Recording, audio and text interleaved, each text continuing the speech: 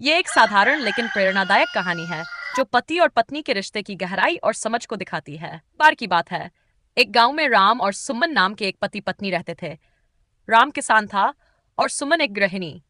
दोनों का जीवन बहुत साधारण था, लेकिन उनमें एक दूसरे के प्रति गहरा प्रेम था।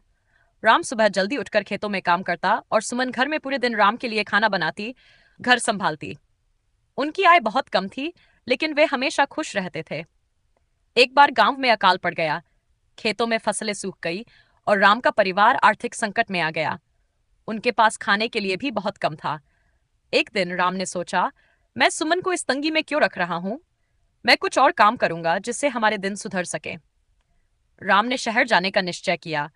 वह सुमन से बोला, सुमन, मैं कुछ समय के लिए शहर जाऊंगा, वहां काम करूंगा और हमारी स्थिति सुधारने की कोशिश करूंगा। सुमन को अपने पति का यह निर्णय कठिन लगा, लेकिन उसने उनका समर्थन किया। राम शहर चला गया और दिन रात मेहनत करने लगा। उसने हर महीने सुमन को पैसे भेजे। सुमन ने उन पैसों से घर चलाया और थोड़ा थोड़ा बचाना शुरू किया। समय बीतता गया। एक दिन राम अचानक गांव लौट आया। जब वह घर पहुंचा तो उसने देखा कि सुमन ने घर को ठीक करवा लिया था। उसने खुश होकर पूछा, सुमन, तुमने इतने अच्छे से सब कुछ कैसे संभाल लिया? सुमन मुस्कुराई और बोली, यह सब तुम्हारी मेहनत और हमारे प्रेम का फल है। मैंने तुम्हारे भेजे पैसे को सोच समझकर इस्तेमाल किया।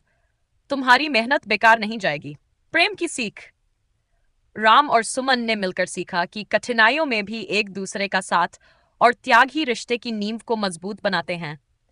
उनका रिश्ता केवल प्रेम पर नहीं, बल्कि विश्वास, समझ और बलिदान पर टिका था।